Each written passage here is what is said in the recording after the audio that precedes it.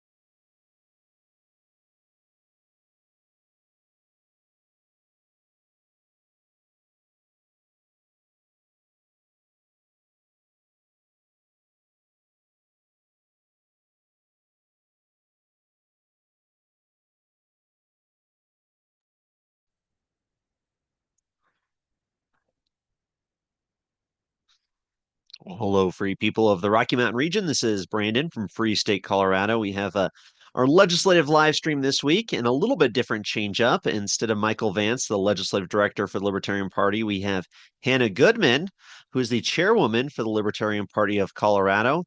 Hannah, really appreciate you taking the time to join us today. How are you doing? I'm great. How are you?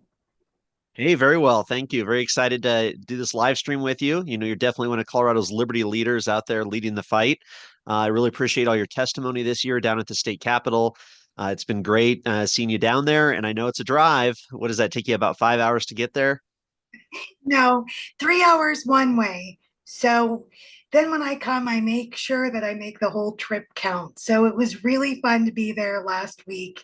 And I've always had FOMO about like the assault weapons ban bills that come through, or, all these things. I've never really been able to attend. And so, as much fun as it's not sitting there till 11 p.m., I at least didn't have FOMO this time. And we got to work with Ryan Gonzalez, and the whole process is so fun to be involved in.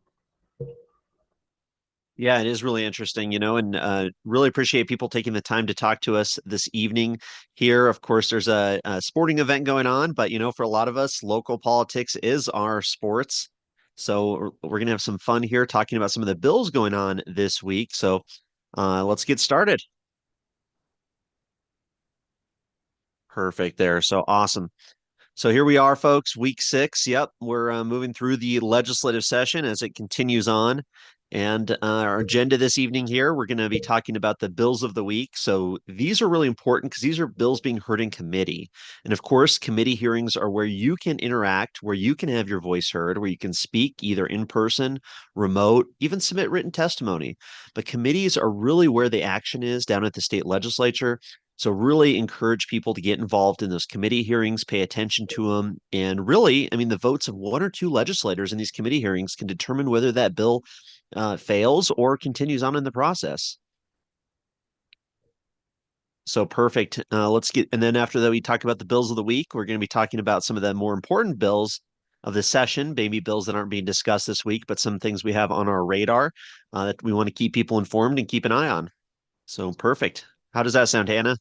That's great. That's great. And the committees, they are the most active part. It's so intimate. You can be in front of these legislators, they can hear your stories. When I testified in committee, I was able to get one Democratic vote. That didn't help, but every vote does help, but it didn't help make it pass. But it was so cool to be able to connect one on one like that. And even remote, I did some remote testimony last week as well. Awesome. Yeah. And, politics is a participatory sport. This is how we make Colorado a free state. We get involved, we show up, and we pay attention to what's going on. So let's take a look at some of the bills of the week. So these are bills being heard in committee hearings Monday through Friday, bills that you can show up and speak on or do that remote testimony like you were just mentioning, Hannah. So let's see what we got. So Monday, tomorrow, February 10th, the State Civic, Military, and Veterans Affairs Committee meeting at 1:30 p.m. in the Legislative Service Building, LSB. That's just across the street from the Capitol in Room A. They have two hearing rooms there. Some very interesting bills being heard, four of note for sure. Now, folks, there's a lot more bills being heard than what we're going to have time to talk about this evening. We just want to highlight some of the maybe more interesting bills or important bills from a libertarian or a pro-liberty perspective.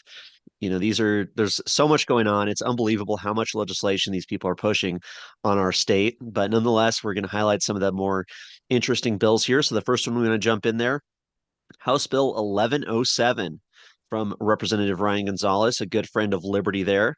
So this bill is the rule adoption and review requirements. So part of what Representative Gonzalez is trying to do with this bill is really trim down the government and make sure that when they're putting new laws into effect, new regulations, there's a better process to maybe go back and repeal some of those regulations, slow down the creation of new regulations, and kind of free up some of the government resources here.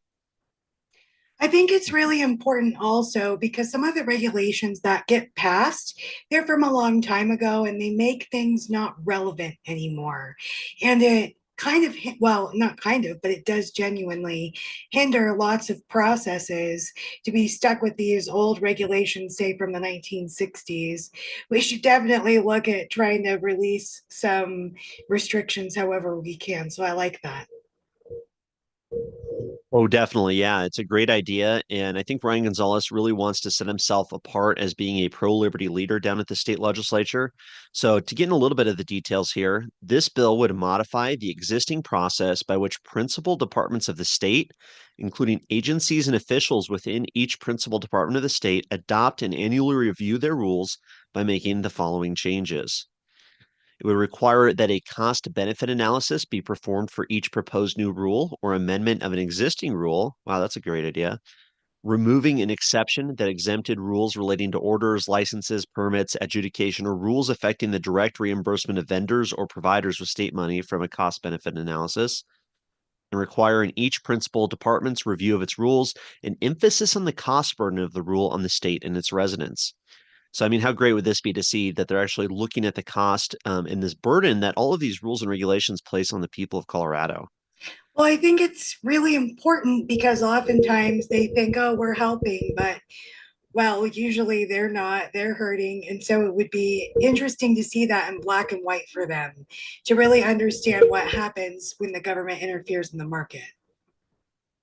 I really like this part of the bill as well, requiring legislative committees of reference to take a recorded vote on whether to support or modify the principal department's recommendations included in the department's report on the results of its mandatory review of rules as presented to the committee in the departmental regulatory agenda.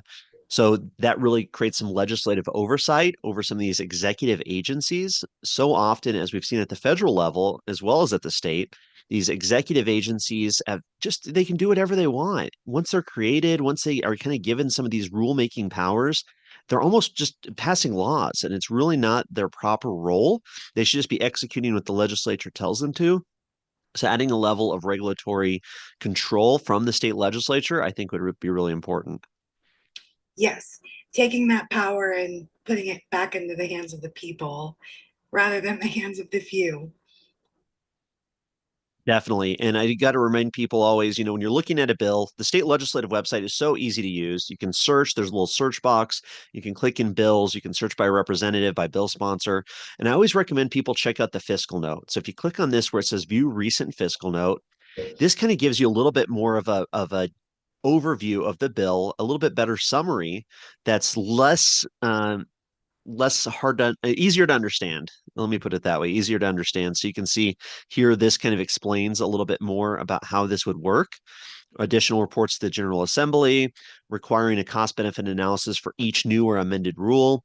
So, I mean, this would be an amazing, amazing bill if it ever became law, because it would really force the state government on the executive level to trim back what they're doing and really ensure that they're actually serving the needs of the people and not getting out of control. And unfortunately, because of that, I do believe this bill will be killed in the committee tomorrow. The Democratic majority does not like this type of thing. They do not want more oversight over the executive. They don't want to slow down the regulatory process. And of course, they're not concerned at all with how much money they're spending. Well, that's how you know it's a based bill, and that's how you know the representative that's the sponsored it is also super based.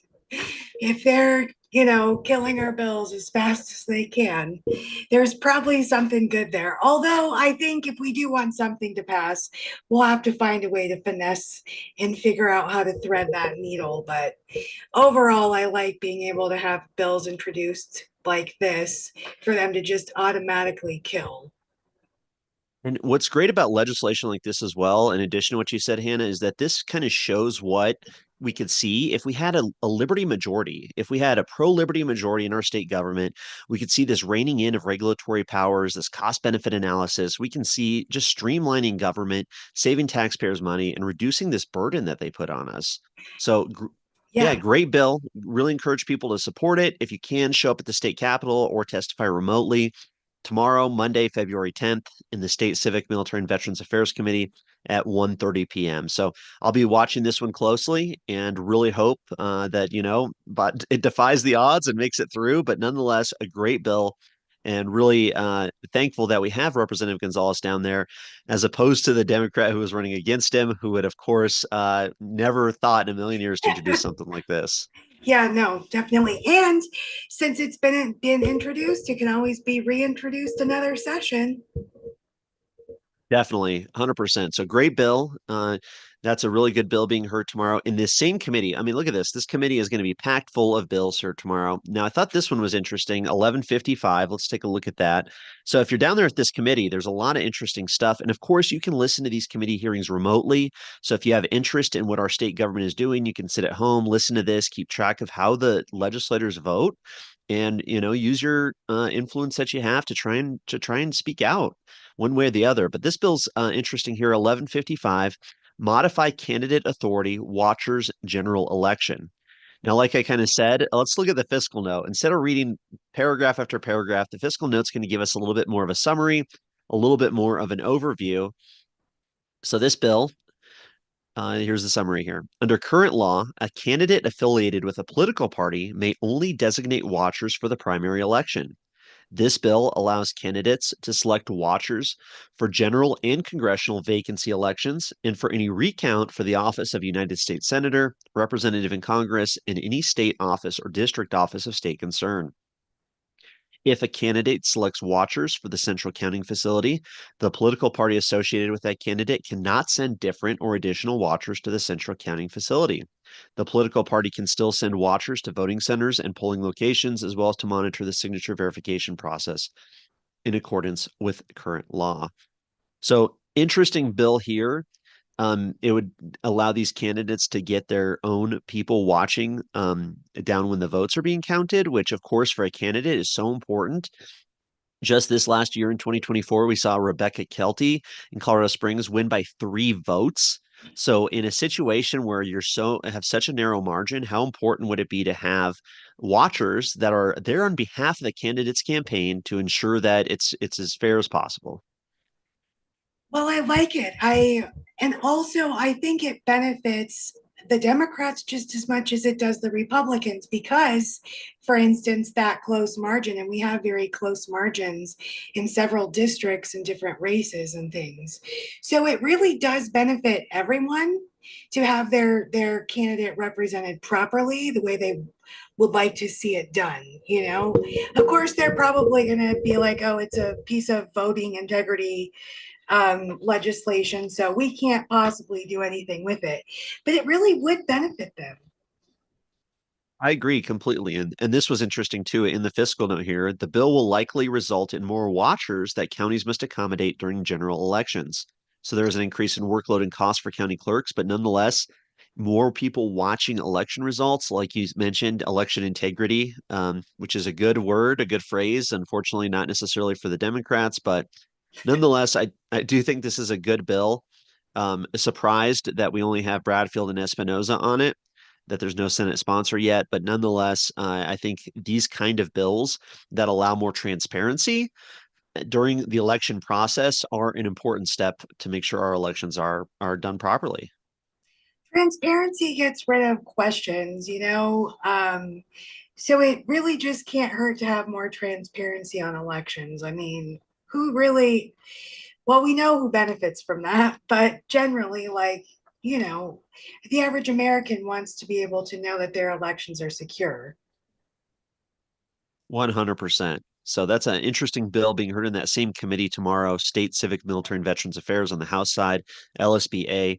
We do have a question in the YouTube chat here. We are an interactive live stream, so people, any questions you have, put them in the YouTube chat here.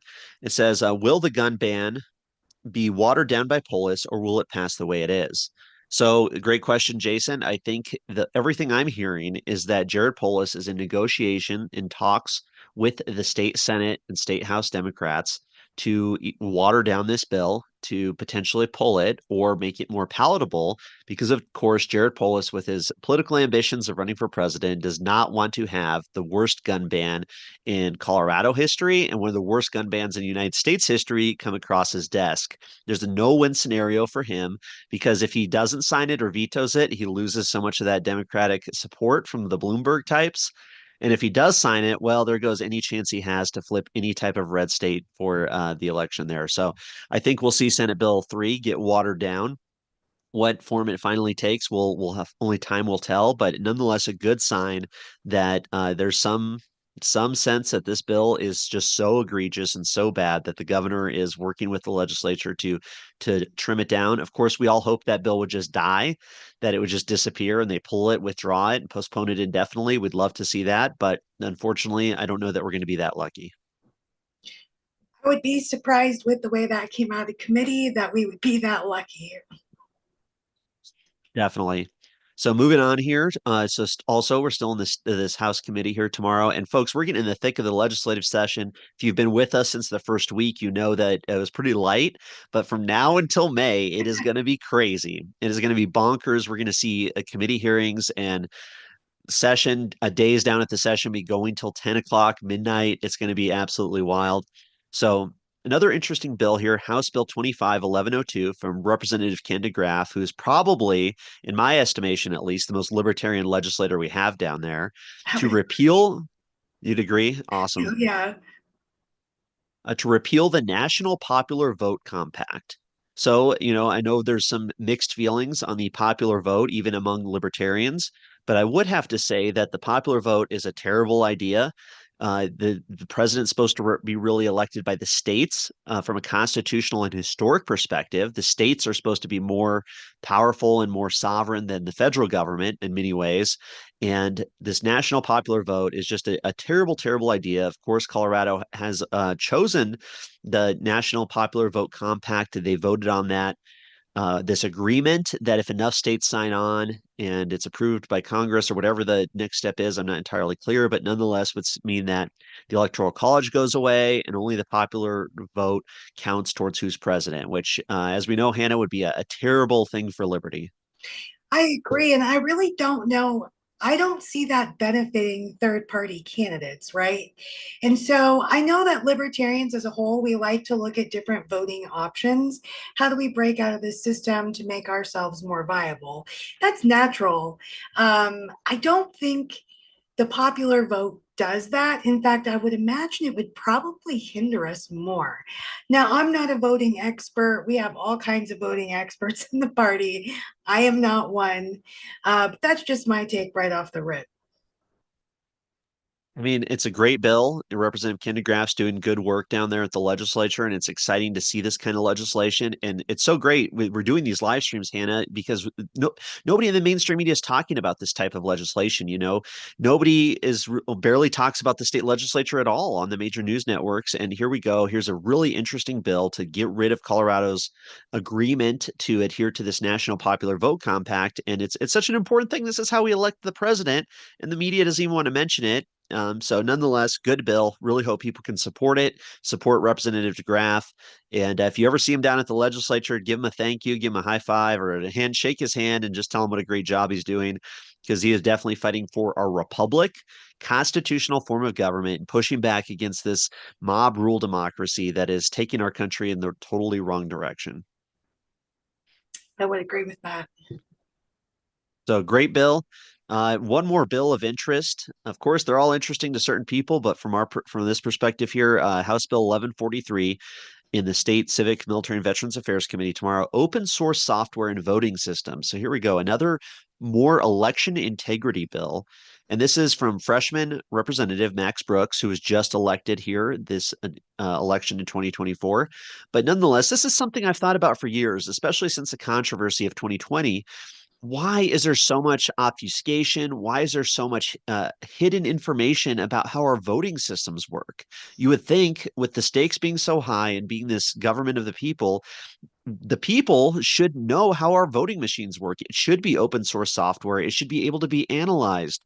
The people should be able to audit these machines, look at these machines, and ensure that they're doing what they say. That code should be open source software that anybody can look at.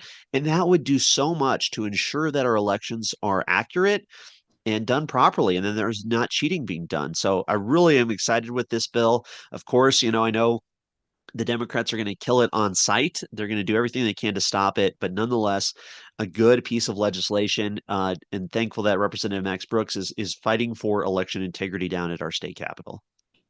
Yes, I'm definitely glad to see legislators trying to find ways to deal with the things that have happened with our Secretary of State.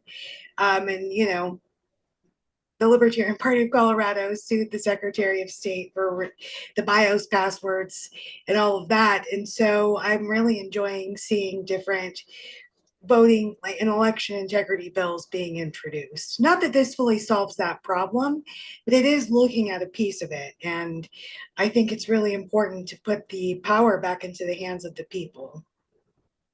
100%. Just to give people that quick summary. And of course, folks, you can go do this research yourself. Get on the state legislative website. This is recorded on YouTube, so you can go back. We're going to go through, we go through these pretty quickly every week, but you can go back, find the information you're interested in, share this with your friends, and let's get this information out there. Let's get people informed about what's happening in our capital and the opportunities for liberty that we're seeing. So, from the fiscal note here, quote, the bill requires that any voting system used after January 2027 have open source software where the source code of the software is publicly accessible for review. Wow. The Department of State, DOS, must adopt standards for certification and oversight of open source voting systems, and counties must ensure that open source software is incorporated into its voting systems. Beginning in January 2028, the DOS must include information on implementation of open source software in its annual SMART Act hearing presentations. Now, check this part out here.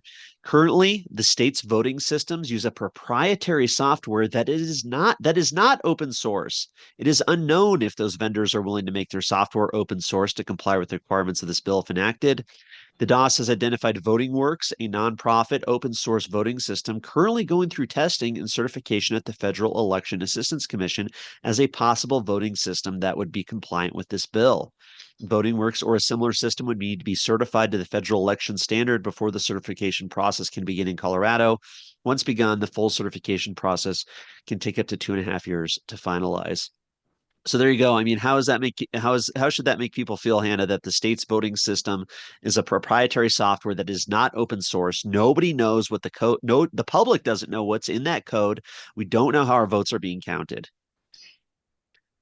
Well, it seems shady. It's now if this were if this were private entities and the government went it's like a one-way street. It's hiding something. And even if it's not, how do you know? And you have to trust but verify. 100%. So great bill there. Really looking forward to hearing some of the testimony on this one. This is a great opportunity for the many election integrity activists we have here in Colorado to at least provide a remote testimony. Let Representative Max Brooks know that people are watching what he's doing and are thankful that he's trying to create some solutions to increase transparency and make sure our elections are done properly. So great bill there. That's what we got for Monday's committee, the State Senate Civic, Military, and Veterans Affairs. Let's move on to the next committee here, but we do have a couple of questions in the chat. We got old Ben, who we know there is a Libertarian Party member there for a long time, says, Hannah, what would be advantageous to third parties would be to unbundle the slate of candidates for the Electoral College. So either Nebraska or Maine style would be helpful. So like they do in Nebraska, for people who don't know, the votes are split in a proportion based on how many people vote for them. So one candidate could get a portion of those electoral votes, and the other a portion could go to the other candidate. So a little bit more representative, I suppose. Any thoughts on that, Hannah? That's interesting. I've never really thought about the idea. Um, so that's good to know. And I know that Nebraska, being on the border, I understand their state system is different than Colorado's because we communicate. People communicate with me across the state line, so that helps me understand Nebraska's the way that their state works. So that's interesting. It is different than Colorado is currently. Another comment here in the YouTube chat from Andy Easter says about House Bill 1102. People forget that the name of this country is the United States, the state with a plural suffix. It wouldn't hurt my feelings if U.S. senators were appointed by the state again. Couldn't agree with you more, Andy. I think the direct election of senators was a terrible idea. It was a mistake that has led our country in the wrong direction for 100 years now. Perfect. So let's oh, Jim Wiley, we got another chat question here from a good old Jim Wiley there, one of Colorado's Liberty leaders as well. Says, should a Canadian company be running elections in Colorado? Probably not. I feel like no, I feel like they have a vested interest in election interference. Like technically every country has a vested interest if they could affect someone's election to do so. Because it's politics. Yeah, really appreciate all the questions in the chat. We love getting those questions and having that interactive nature to these live streams. We're a community here. We're part of the Liberty community moving forward to make our state as free as possible. So Finance Committee here meeting on Monday. So tomorrow, February 10th, 1:30 p.m., House Committee Room 112. So that's on the first floor in the State Capitol building, Room 112.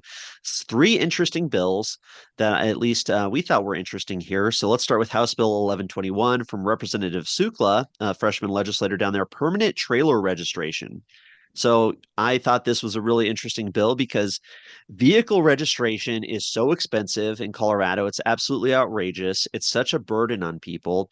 And when you think about it, a trailer, something you're towing, you use it for agriculture, for your animals, maybe for camping, for moving stuff around. It doesn't have a motor. It doesn't have an engine on it. So should it really be treated? I know, don't get me wrong. I know registration is not as expensive for a trailer as it is for a motor vehicle. But nonetheless, I think this is a wonderful idea to create permanent trailer registration, where the bill would authorize the owner of a trailer to register the trailer for as long as the person owns the trailer. The trailer must be a Class B or Class C personal property. The owner would pay 10 years of specific ownership tax and 24.50 to cover the costs. Now, once they sell that trailer to somebody else, they would have to notify the state of that transfer, unfortunately. But, this is way more fair than what we have now. I love this idea. Like Montana has permanent plates where you can register once and have plates forever. I think it's a wonderful idea. And for a trailer, especially supporting Colorado's agricultural community, House Bill 1121 would be a really a great thing for them. I definitely agree. I met Representative Sukla at the egg ban bill committee hearing. Um, so he's from a very rural county like Phillips County, like where I'm at. And, it's really hard out here to eke out a living. We don't have a lot of economic options. And so, for somebody in maybe my economic position or a farmer just getting started that's not generational or something to that effect, that any amount of dollars you can save means a lot. It means the difference between, okay, now I can afford this. So I think economically it's very, very good. um, and not only that, not that I'm like, oh, yay, a fee. I'm a libertarian. I'm advocating for that. I'm not. But if we have the option to reduce it somehow, I'm always going to be for that. Do I wish it was gone entirely? Duh.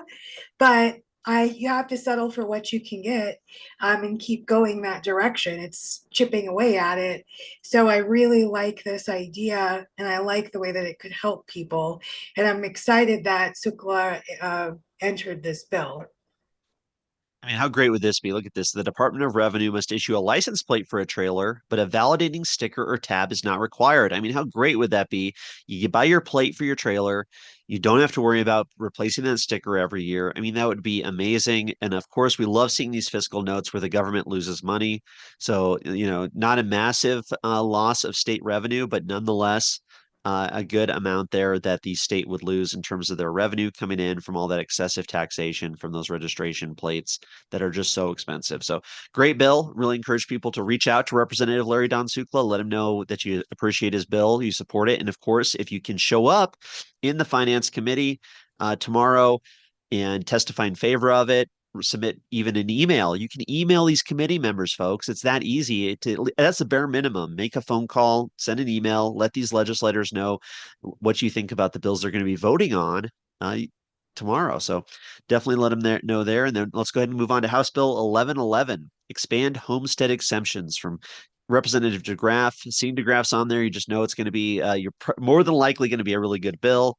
So if people don't know, there is some property tax exemptions. They call it the homestead exemption. It's actually a way that Tabor refunds can be distributed to people, but it allows people in certain categories to pay less property taxes, which of course we love less taxes. Anything that helps people keep more money in their wallets, especially property taxes, which are just so egregious because you have seniors, you have people with disabilities, you have people who can't work or have been in their home for so many years and they're forced every year to pay these outrageous property taxes. It's mostly not fair. So great bill here. Just looking at that quick long summary here, but it would expand the value of the homestead exemption for most qualifying properties by increasing the amount of actual value it can be applied to. So the bill would change it from 50% of the first $200,000 of actual value to the lesser of 50% of the actual value or 50% of the estimated state median home value. Wow. So looking at that fiscal note, you can see it's not a massive change in terms of budget, except when you get into 2027 here. I mean, you're talking $300 million of taxpayer money going back into the wallets of people because of these exemptions that would be created. So, I mean, that'd be a huge win for people, specifically qualifying seniors, veterans with a disability, or Gold Star surviving spouses, starting with that property tax year. So, a great bill that would help people keep more money in their wallets, and especially these people who are maybe already struggling to pay their property taxes. Well, Perfect. as a Yeah, libertarian, I'm always going to be for whatever we can do to abolish taxes, whether that's reducing them or getting rid of them altogether. But you got to start somewhere. definitely. Yeah. I know I hate the special interest carve outs to protect certain people, but nonetheless, it's moving in the right direction. Same thing here in the similar vein. House Committee Resolution 1001 from Representative DeGraff would submit to the registered electors of the state of Colorado an amendment to the Colorado Constitution concerning the expansion of eligibility for the senior property tax exemption, and in connection therewith, allowing a senior who received the exemption for 2016 or any later year for the prior owner occupied primary residence to claim the exemption for the senior's current owner occupied primary residence, regardless of how long the senior has owned or occupied that residence. They call this portability, folks, where you basically uh, can move around a little bit here because, right now you have to be at that primary residence for 10 years in order to qualify for this. This would basically allow you to claim it regardless of how long you've lived or owned that residence. So once you hit that 10-year threshold, you'd be able to move, keep that property tax exemption. So this portability would save seniors property taxes, which I think would be a great idea. Yeah, I really like that. I take care of my grandparents. So understanding how they pay their bills is interesting. Um, I know that it would help because they want to downsize even further. They don't have a huge place. They have a small place here in town, but my grandma's talked about, well, blah, blah, blah, and all of that. So I think it's good. I think it would help people, actually help them. Well, definitely too. And if you have a senior who maybe wants to downsize, maybe they don't need such a big house anymore and they can sell it to a family that maybe Yeah. needs more room. And they wouldn't worry about losing that property tax exemption, move to a smaller home, maybe in an area that's a little bit more affordable. And it would just make their lives a little bit better and free up some of those bigger houses, maybe for bigger families. So you can see just different benefits that would come from this. So good stuff. Really excited to see Representative DeGraff keep fighting that. He did similar fights last year over the last several years to try and expand this property tax exemption. So that's a good thing for sure. So really excited to see the House Committee, Finance Committee meet tomorrow. Three very good pro-liberty bills, I would say, actually. Going through the committee hearing. So really encourage people to show up at that House committee hearing, testify in support of this legislation, or submit testimony, do it remote, and reach out to those committee members. I've always got like when I've emailed, I've done a lot of work at the Capitol for different reasons. You always, almost all the time, you will get a response, especially to a committee person, to an email you send about an item going through their committee. So you really do have the opportunity to make a good case, and you can maybe change somebody's mind or sway them if they had not made up their mind at all. Well, and so often too, I hear from people from some of these legislators, and they say, "Hey, nobody showed up to testify in support of this bill. Nobody let me know. Nobody reached out to me." And say you have a legislator down there who doesn't vote for one of these pro-liberty bills. They say, "Well, nobody, no, none of my constituents, nobody in the public reached out. Nobody testified. Nobody told me why it was a good idea." So at least we got to try. We have to make our voices heard. And if they do what they do, hey, at least we reached out and we let them know what the pro liberty position would be. Exactly. And I completely agree with you. There's Dave Doe in the chat there. I understand the popularity, but I'm not a fan of only certain favored people get tax breaks.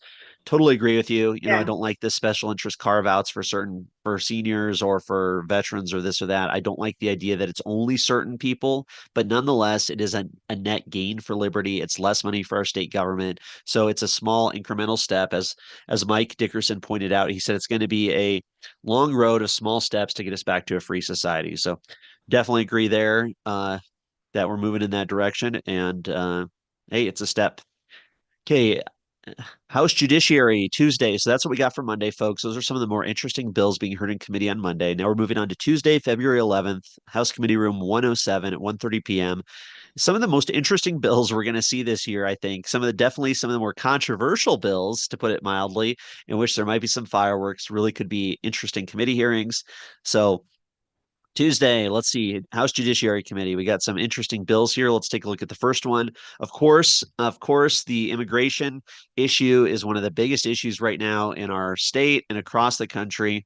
So this bill from Representative Caldwell, who's a freshman representative, and Senator Rod Pelton, disclosing information to immigration authorities. This bill allows a probation officer or employee to provide personal information about an individual to federal immigration authorities if the individual is on probation for certain violent felony offenses. So, what do you think about this one, Hannah? well, I think so. Rod Pelton is my former House district representative before the redistricting, and now Byron, his cousin. Surprisingly, they're not my cousins, but anyway, um, he's now my House rep, and so they're all from Logan County. Like that new district is out here. That is something that's very, very popular for his constituency. Um, I don't really know how I feel about it.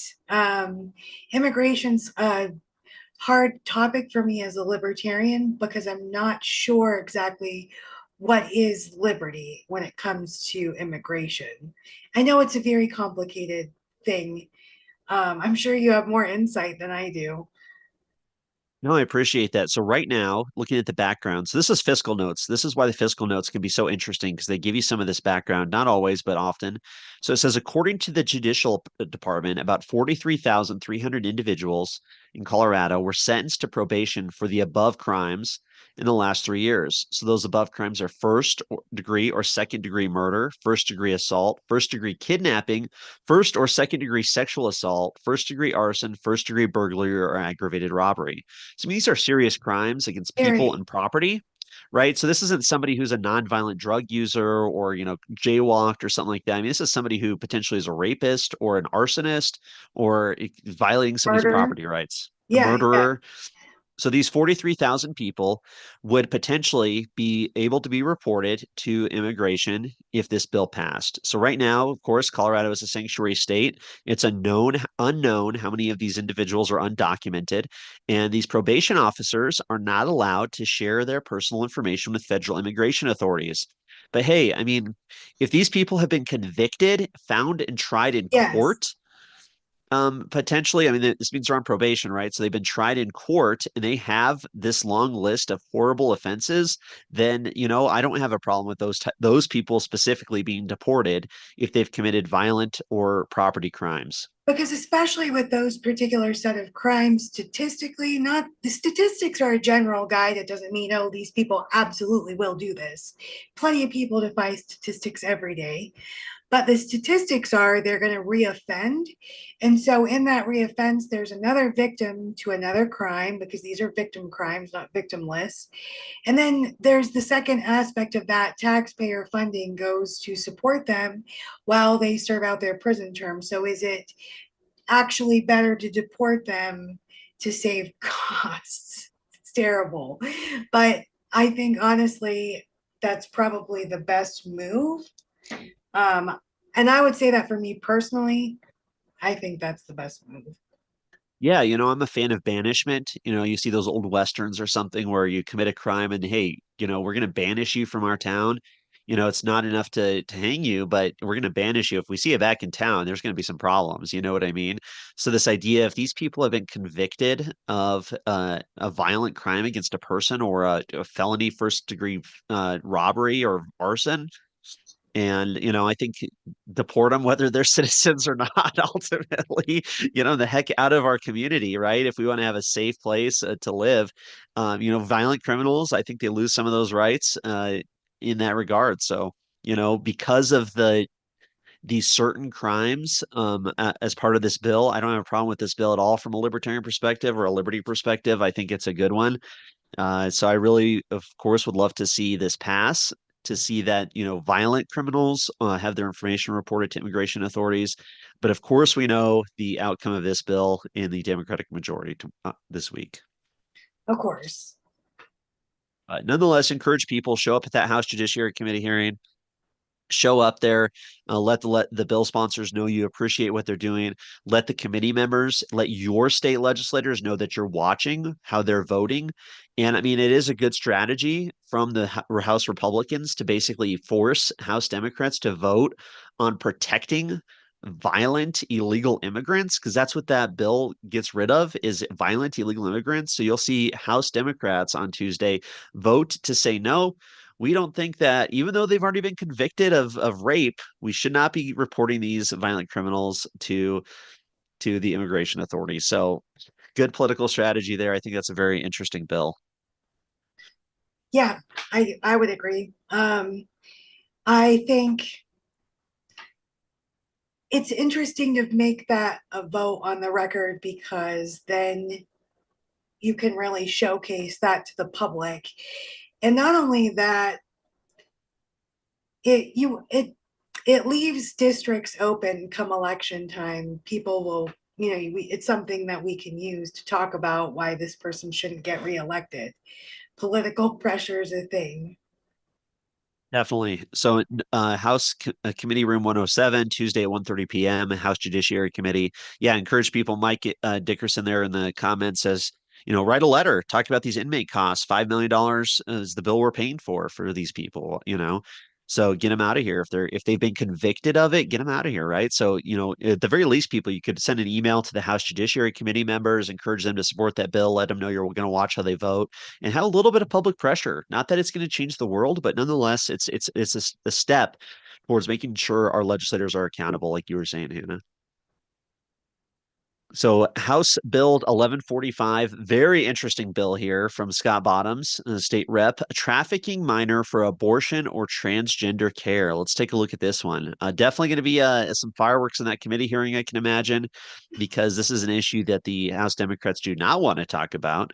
So this bill would prohibit human trafficking for an out-of-state minor into Colorado for the purpose of assisting the minor in obtaining certain reproductive health care services. Let's go ahead and take a look at that fiscal note to see what those are. This bill would create a new Class 2 felony for human trafficking of a minor for abortion or gender affirming healthcare services. So here we go. The bill creates a new crime of human trafficking of a minor for abortion or gender affirming healthcare services, a Class 2 felony. A person commits the crime when the person transports an out of state minor into Colorado for the purpose of assisting the minor in obtaining an abortion or gender affirming care. The bill clarifies that it is not a defense if the minor consented to the services or the person did not know the age of the minor. According to the Colorado Department of Public Health and the Environment in 2023, there were 106 abortions performed for non-Colorado residents between the ages of 15 and 17 in Colorado. So just in 2023, we have over 100 minors coming to Colorado to get an abortion. And there's a real concern from Representative Bottoms here that these children are being trafficked, that maybe they were in a bad situation, raped or treated badly, and they couldn't get a legal abortion in their home state, so they bring them to Colorado. What do you think about this one, Hannah? Well, I really think that, well, there's a lot of options to not get pregnant. And I just don't know I mean, I think a parent should maybe be able to bring their child if that's what they want, because I'm really big on parental rights. But I would be curious to know who, or do they mean parents, or do they mean people who are non custodial people? That's, I guess, everyone is what they want to do. That's how I read the bill, is that it'd be any adult who basically brings a minor here, whether they're a parent or not, I would imagine. So yeah, that's how I'd understand it at least. Well, I think overall it sets a good precedent for not trafficking minors. But I don't really know how that plays out. I mean, because I I really don't know. I'm not very good at navigating abortion because I'm so against it. And I know that some people in the liberty movement think that, well, that's liberty, is to be able to seek that. Um, so, what are your thoughts? I don't know. It's interesting. I mean, of course, human trafficking is a real problem. It is occurring quite a bit. And sometimes, maybe they are bringing young people into Colorado just to get them and have abortions because they've been victims of crimes or they're being mistreated by adults. So, potentially there, it could help, I guess, help them. I don't know.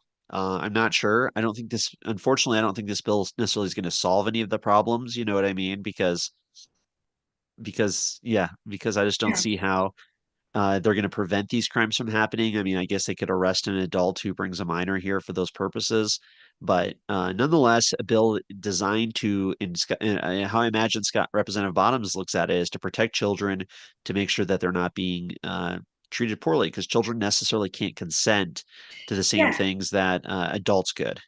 And I think I'm not thinking so much of the affirming care because that executive order that rolled down, I'm seeing lots of places are no longer providing that care. So for me, I'm like, okay, that's not a thing anymore. It very well could be. I just was not necessarily thinking about that aspect of it at all. With that, I think kids can't consent. I don't think that it's, and gender affirming care, I'm imagining they're coming for like reassignment stuff because I don't, or I mean, hormones, I don't know how any of that is state to state, but I don't like it. And I just really don't support people coming here for those procedures. That's not very friendly Yeah. of me, I guess. I don't know. No, I understand. It's a touchy issue. It's hard to think of all the nuances behind it, but nonetheless, this idea that um, trying to make sure these kids aren't being taken advantage of or trafficked into Colorado for purposes that are maybe going to cause long-term harm to the children. So I Yeah, can understand his perspective there. Pretty yeah, interesting stuff. But let's go ahead and move on here. We got a little bit more to cover. This is also on Tuesday, February 11th. This is in the House Transportation, Housing, and Local Government Committee, 1:30 p.m. in LSBA. Really interesting bills there. Really interested in this one. We actually had a Representative Barone, who's a freshman legislator, come to one of our Liberty on the Rocks up in Greeley, which was fun before the election last year, and he had said that this was going to be one of his first bills he was going to sponsor. So I kind of like this idea. I'd love to get a Pinsgauer or a tank or something and drive it on the roads. I think that'd be awesome. So House Bill 1127 would allow people to register and drive surplus military vehicles. So current law requires a motor vehicle to be designed for operation on a highway to be covered by the Uniform Motor Vehicle Law, which govern driver's licenses, registrations, and traffic regulation. This bill authorizes the owner of a surplus military vehicle to register the vehicle and be issued a license plate. If the vehicle is registered, it may be driven on the road but must comply with regulation provisions.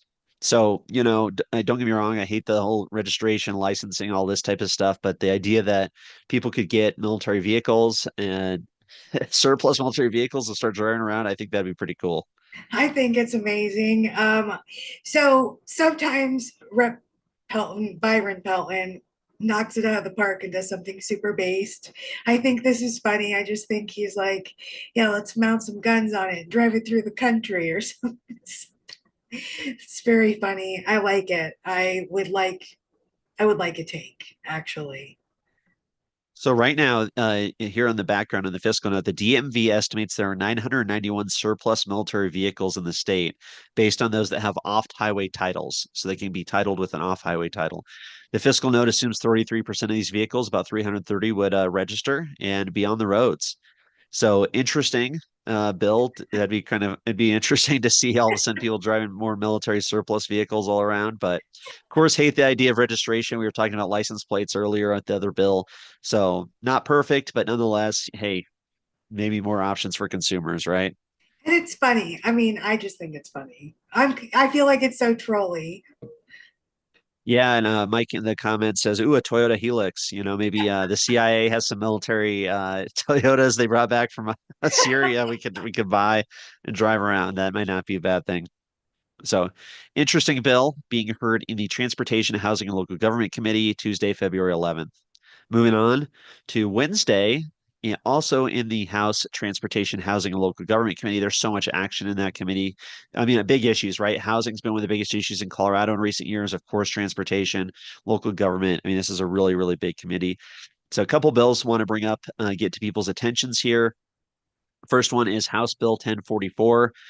This one is a terrible bill, folks. So it's kind of unique. We had a lot of good bills to talk about so far this week here, Hannah. But here we go into some of the terrible, terrible bills. We were just talking about license plates, registrations, these fees. This bill would authorize local governments to generate additional fee-based funding for the quote unquote local vulnerable road user protection strategies. So you're talking about bike lanes, you're talking about all this garbage that they do with to slow down traffic. So here we go. Fees. What they mean by fees are taxes. So this wants to create would allow local governments to create higher registration fees, higher registration taxes to bring in more money, taking out money out of our pockets here in Colorado and giving them to these local governments. So bad news for sure.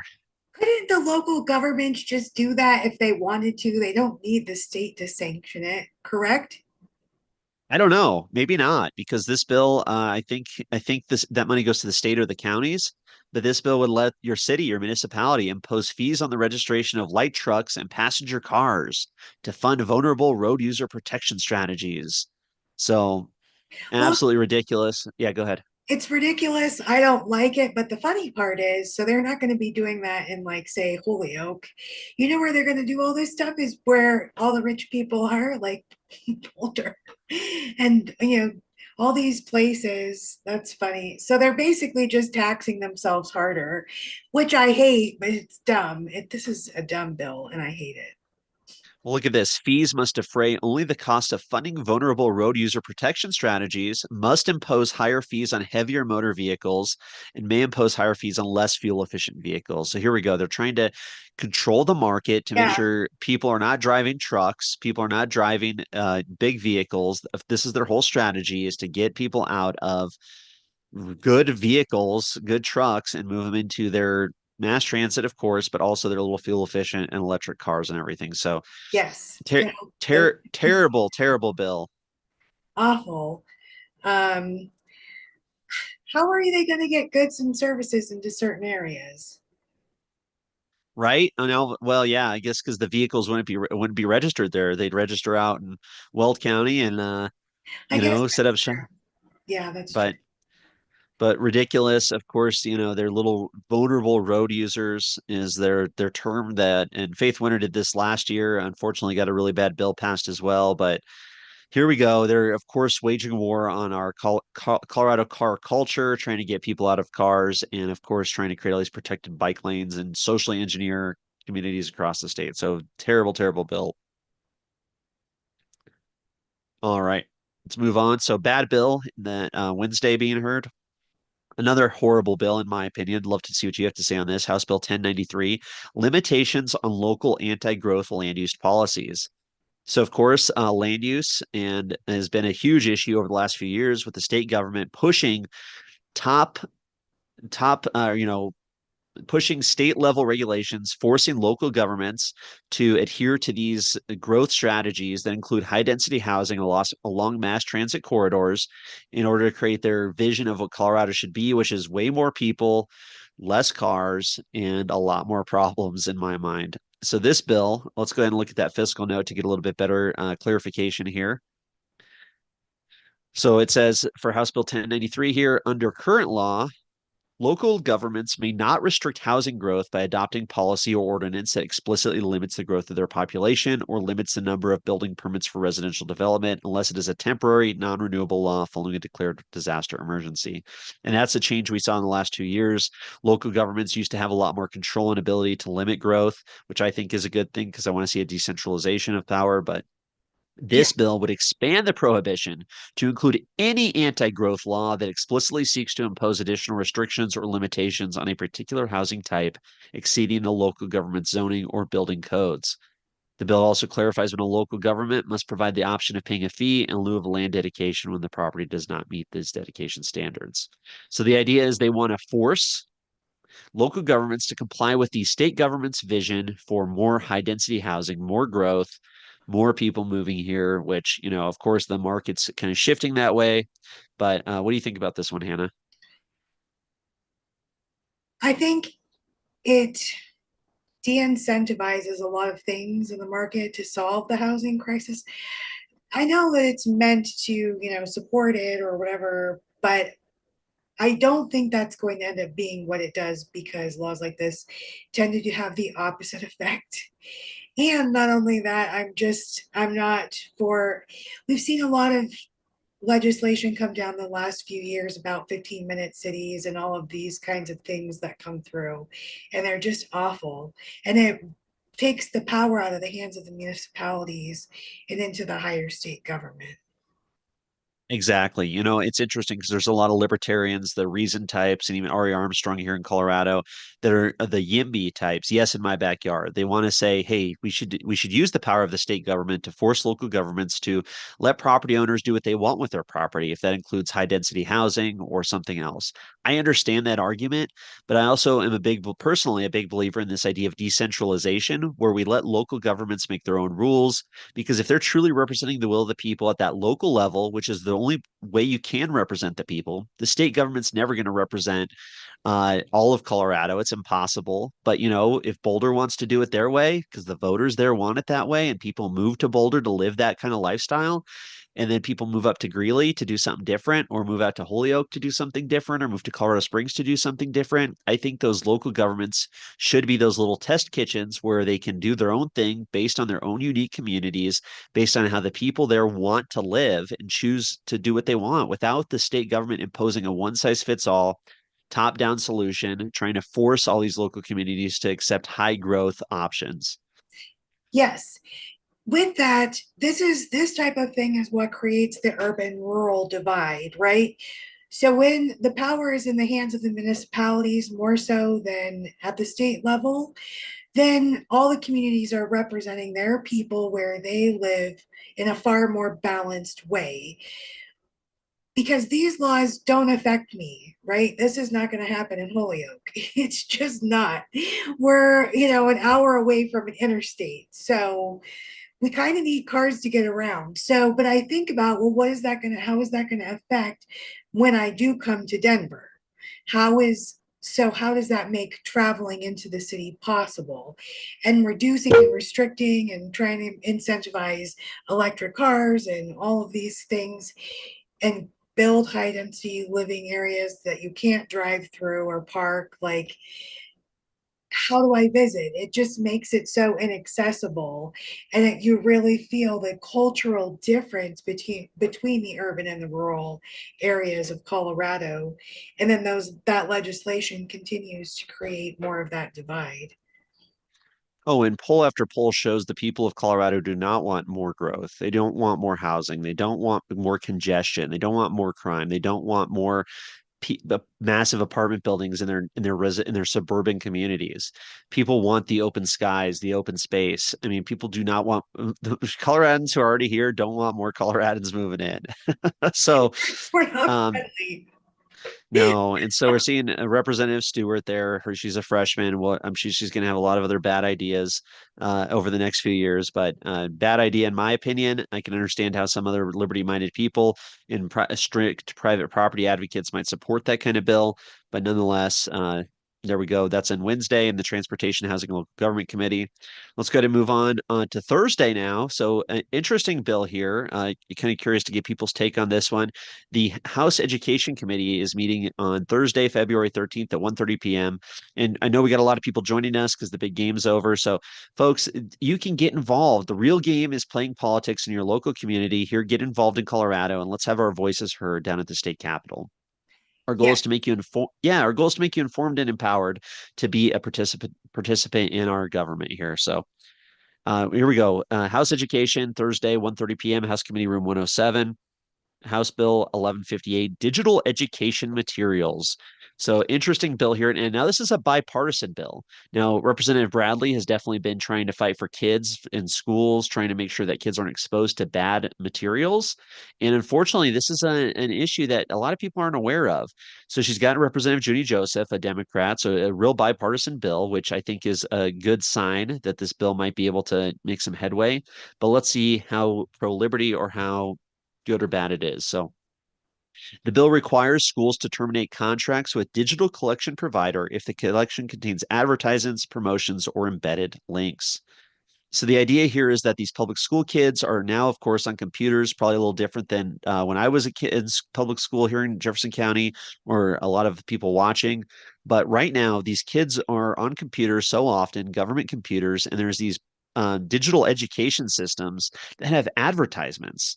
And if you get on Representative Bradley's X account, she's been posting some of these pictures, and they're showing stuff for marijuana, for mushrooms, for sexual type stuff, and like these kids just can come across this just without even doing anything apparently.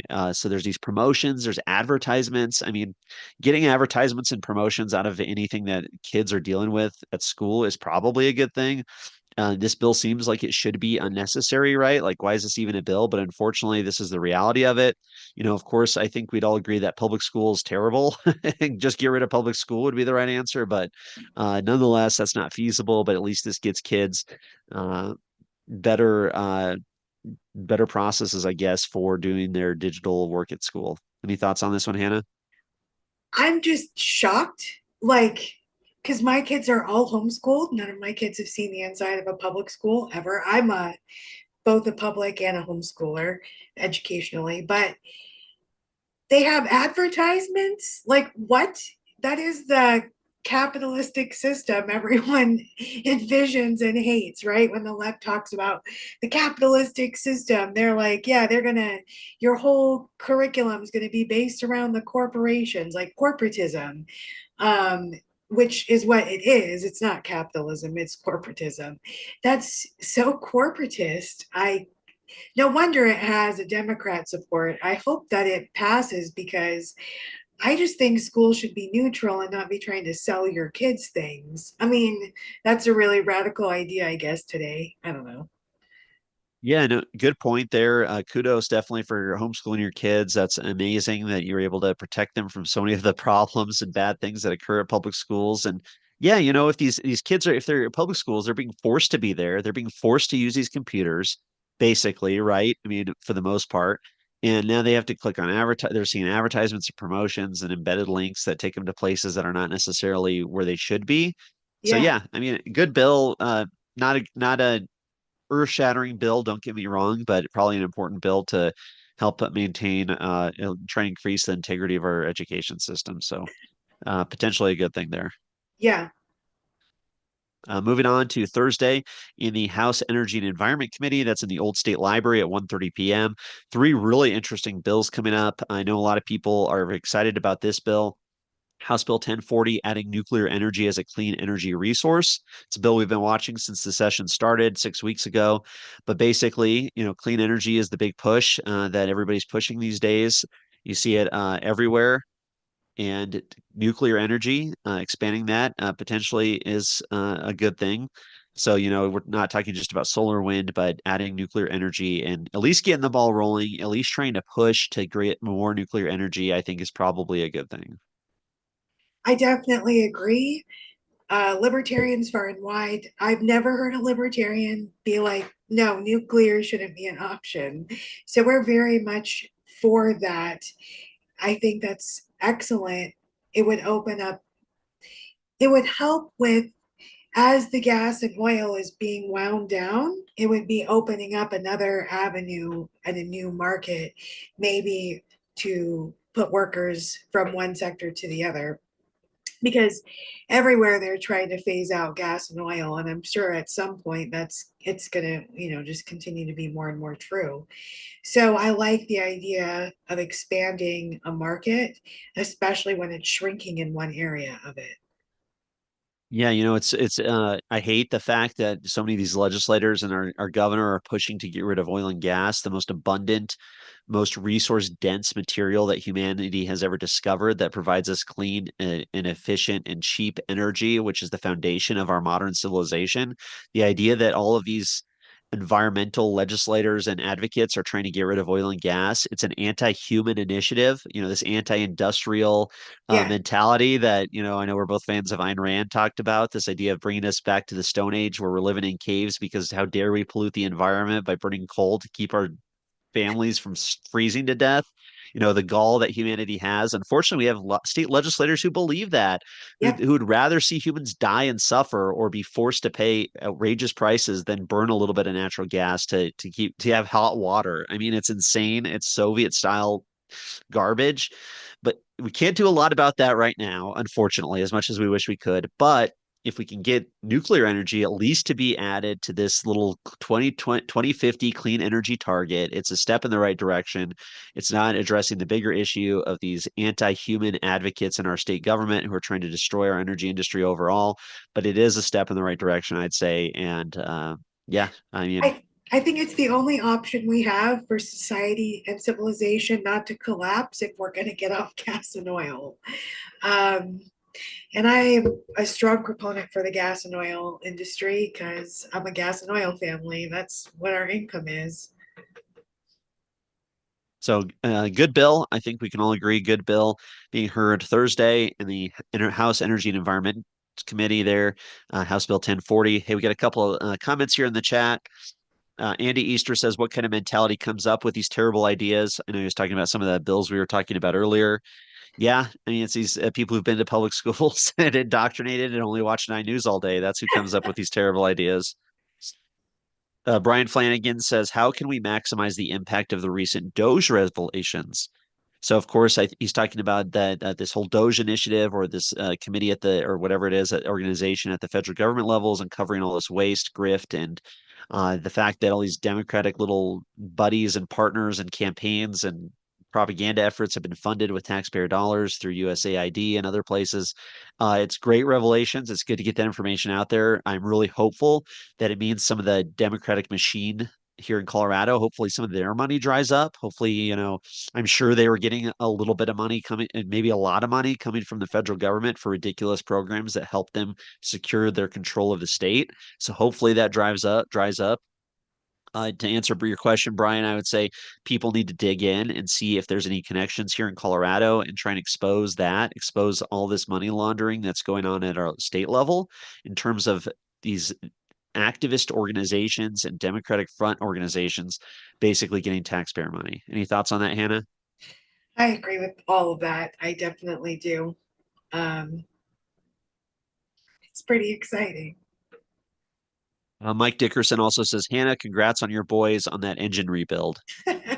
Thanks. Yeah, we're definitely a gas and oil family around here. No electric vehicles. Perfect. WP Will says, let corporations sponsor curriculum, not influence it or advertise in. How did the liberal Dem educators ever allow it to erode to this? Uh, fixing public education with yet another new state law. Yeah, good point. Perfect. All right. Another bill here, 1106 from Representative Sukla. I'm happy about this one. So, a lot of people don't know, but collecting rainwater used to be illegal in Colorado. You could not use a rain barrel legally in Colorado, and that's changed probably over the last 6 7 years. I want to say is when that bill was passed. So you have rain barrel, but of course there's a limitation on how much rainwater you're allowed to collect before the government tries to come after you. So Representative Larry Don Sukla's bill, House Bill 1106, remove the precipitation collection limitations. So it says here, current law authorizes the collection of rooftop precipitation from a single family residence or multifamily residence with four or fewer units, a small residence. The bill removes the 100-gallon limitation on the amount of rooftop precipitation that may be collected from a small residence and removes all limitations on how the collected precipitation may be used. The bill allows for collection of any amount of precipitation for any use on the property of a small residence. What do you think about this? I love it. So if you think about it, what the whole rain barrel and blah blah blah is because of all of the water rights issues, but it really doesn't take that much, and especially now, right? Maybe back in the day when everyone's collecting rainwater and I still don't think that would have any effect on the actual amount of water in the water table. There just wasn't enough people collecting water in rain barrels. But anyway, I digress.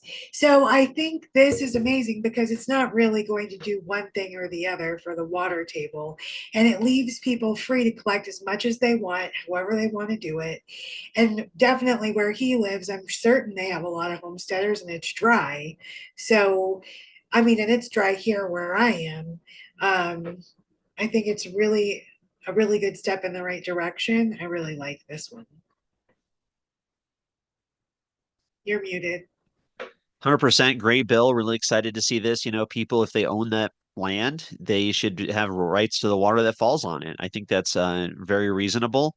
And, I'm sure people in most instances are collecting however much water they want without any concern for what state law says. But of course, I can imagine a bigger operation out somewhere that might be more noticeable. You could get some flack or some hassle from some of these bigger or county governments or things like that trying to crack down on water collection. So definitely a good bill there. I would say so. So hopefully people will support that. House Bill 1106. Let Representative Sukla know he's doing a great job down there. And people, please try and support it. Show up. Reach out to the House Energy and Environmental Committee that is meeting this Thursday, February 13th at 1:30 p.m. in the Old State Library. One more bill in this committee, House Bill 1120. I thought this one was kind of interesting. Now, a lot of people might not be familiar with what a state enterprise is. So, a state enterprise is basically a revenue collection scheme that the state government uses to collect our money without calling it a tax. So, this bill would create a septic system replacement enterprise, which operates as a government owned business. Bad idea. Imposing and collecting a fee charged on septic system permits and using the fee revenue to provide loans to replace failing septic systems. Then this enterprise has a whole board with 7 members on it. The governor appoints them. So basically, the governor would control our septic systems, and then they have 4 years with staggered terms. They'd get fees on permits, administer the collection of the fee.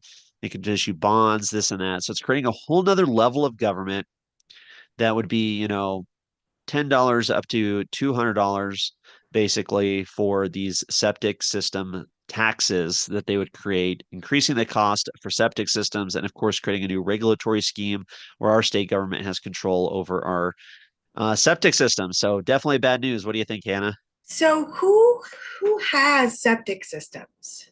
Are septic systems widely used in urban areas or are they found in more rural areas? They're found in rural areas, right? You guys all have sewage. That's the thing. That's what the septic is the sewage out. I have actual sewage here in Holyoke. in my one little stoplight town.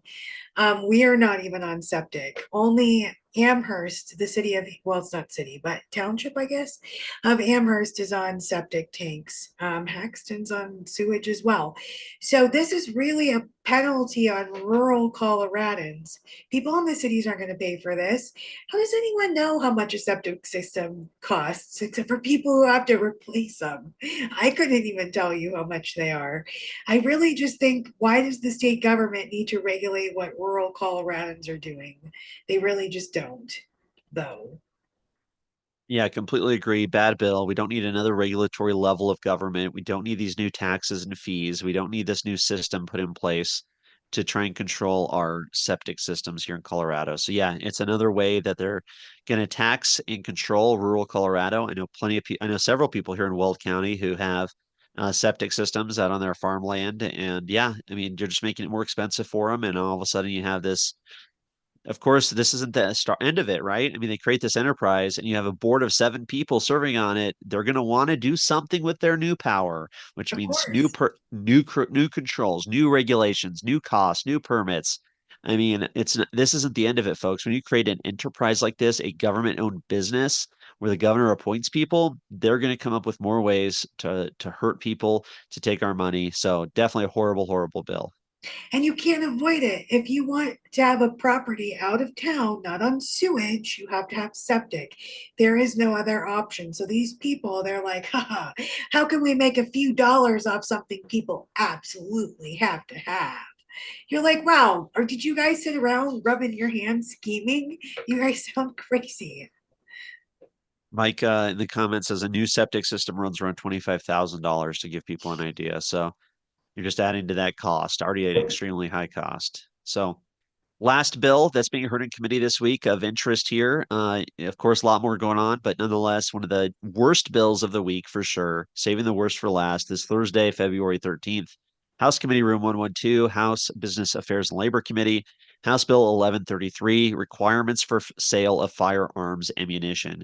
Now, folks, we saw the gun ban bill. This is equally horrible, equally terrible. If they can't take away our guns, they're going to try and take away our ammunition. They want to control the amount of ammunition we buy. Monica Duran and her war on working class Coloradans has been absolutely shameful during her tenure as the House Majority Leader. Kyle Mullica has been one of the biggest disappointments down at our state legislature. And we got freshman Lindsey Gilchrist there with her little smile of glee in her picture to just deprive people of their God given rights. Yeah, those are all really bad legislators. Kyle Mullica, oh boy, buddy. I go so far back with all the vaccine legislation because he was always the sponsor of it. Look at this. The bill requires that ammunition sold at retail must be accessible to a purchaser or transferee only with the assistance of the vendors. So this means locked up ammunition behind glass, behind a counter, increasing the cost, making it harder. And the bill prohibits the retail sale of ammunition to a person who is younger than 21 years of age, which is completely unconstitutional. Unlawful sale of ammunition by violating either requirement is a civil infraction, except that a second or subsequent violation is a class 1 misdemeanor. The bill requires a person shipping ammunition to give written notice to the ammunition deliverer that the package contains ammunition, and it prohibits labeling the outside of the package in a manner that indicates that the package contains ammunition. Violating either provision is unlawful notification involving an ammunition package, class 1 misdemeanor.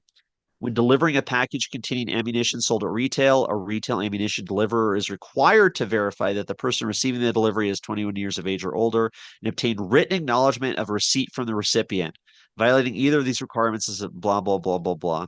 Totally unconstitutional. They want to regulate and control the ammunition that we buy. I mean, absolutely and utterly disgusting bill from these state legislators who want to deprive us of our ability to self defense. I'm not surprised. I wish I could say it surprises me. Oh boy, that's so surprising, but I'm just not. That's absolutely ridiculous.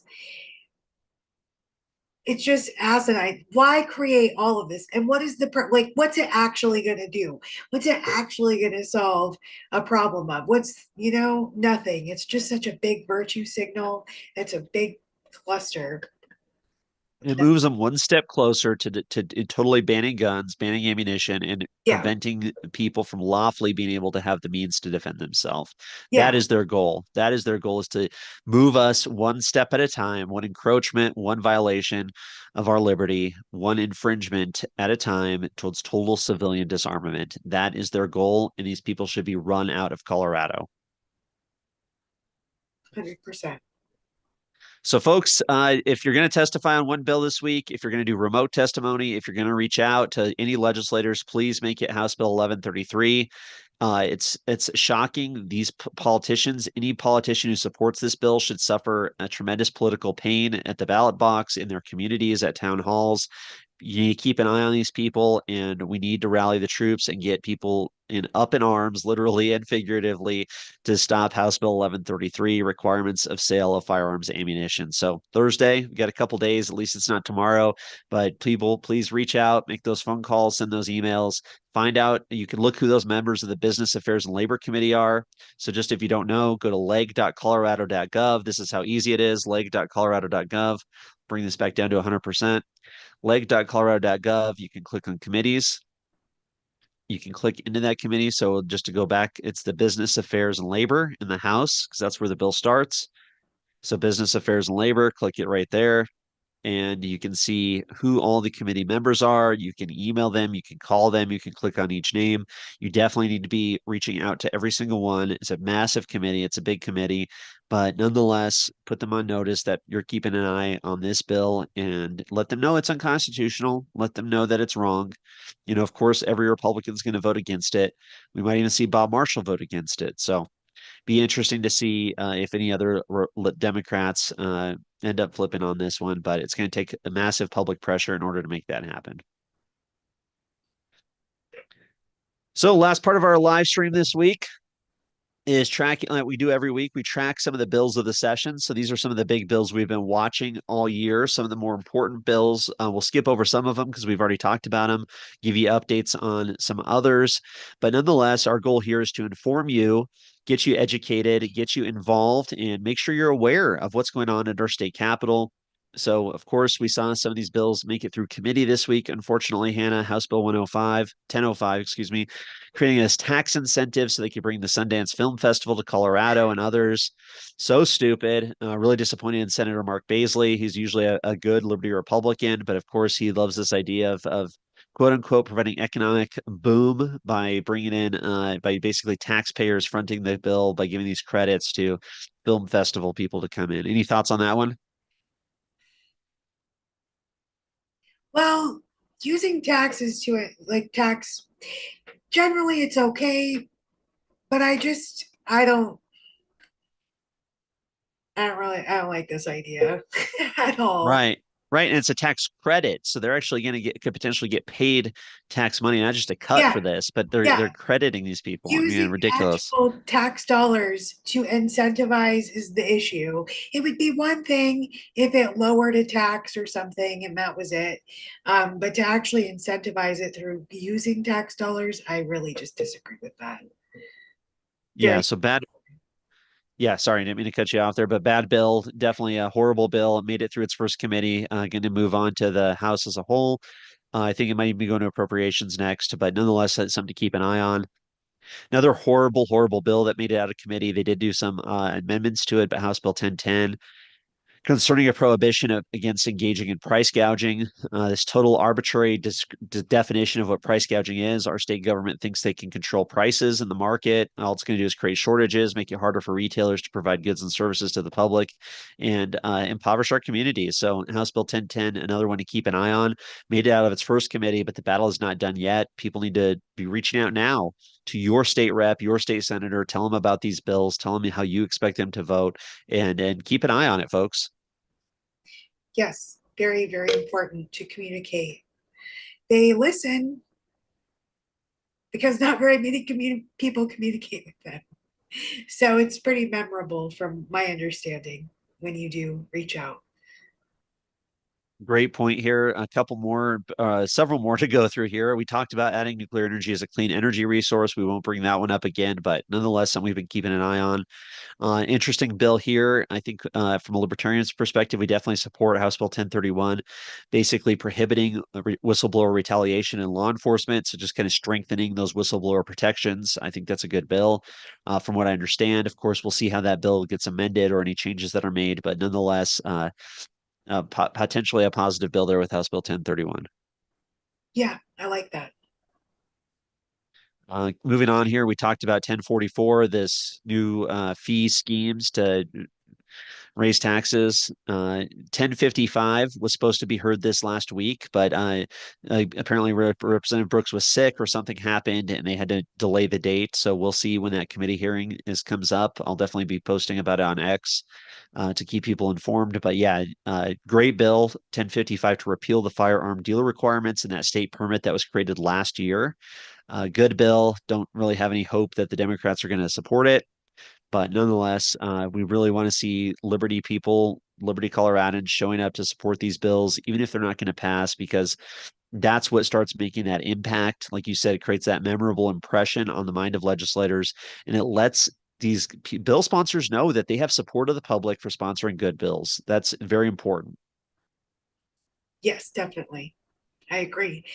And it helps them build a, like you start to create a relationship, and eventually they kind of get this feeling from you of what your perspective is, why things are important, and it really helps you build some type of relationship. So at a point, even if you're writing to disagree all the time, eventually you'll find something where you can agree and they'll go, okay, you're rather reasonable. Like it just helps you navigate your rep, and it could potentially really help change and shape the way that they're voting and the way they're working as an elected official because no one else is really giving them feedback.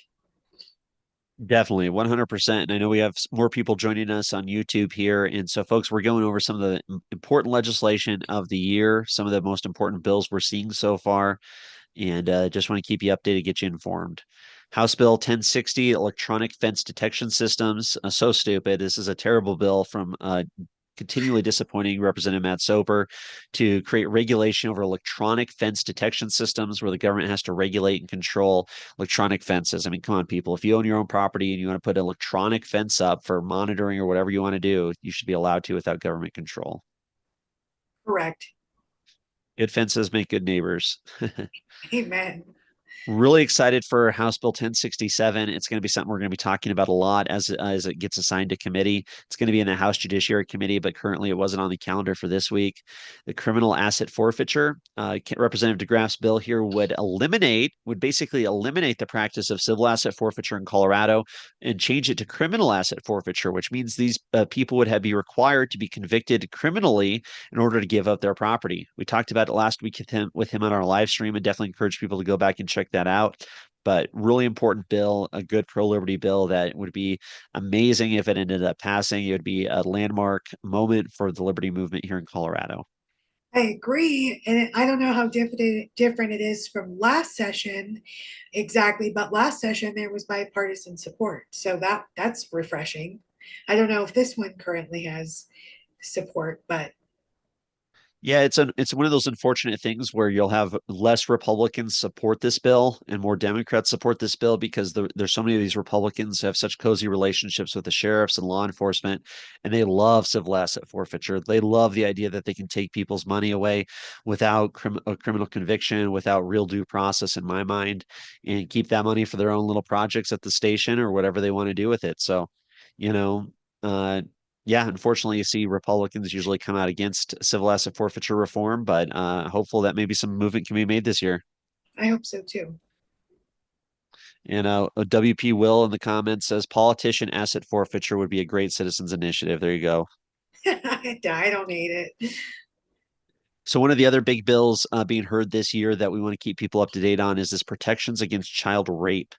Now, I know it's an uncomfortable topic, don't get me wrong, but unfortunately in Colorado, somebody who rapes a child could actually get probation, not even serve any time in jail unless they commit the act more than once.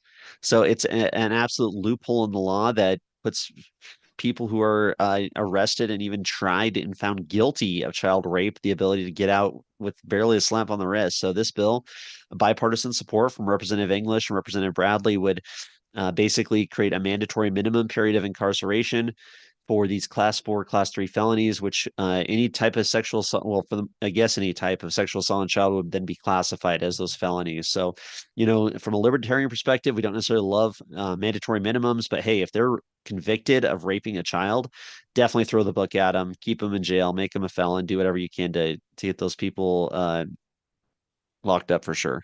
Yes, and they're high reoffenders. So why would we continue to expose ourselves to people who will violate our rights? Um, Unfortunately, that's the way that I look at it. Definitely. Horrible or good bill, bad practice. Hopefully that bill makes it through. Definitely will be encouraging people to support 1073 when we hear when it's going to be heard in committee. Wasn't on the calendar this week.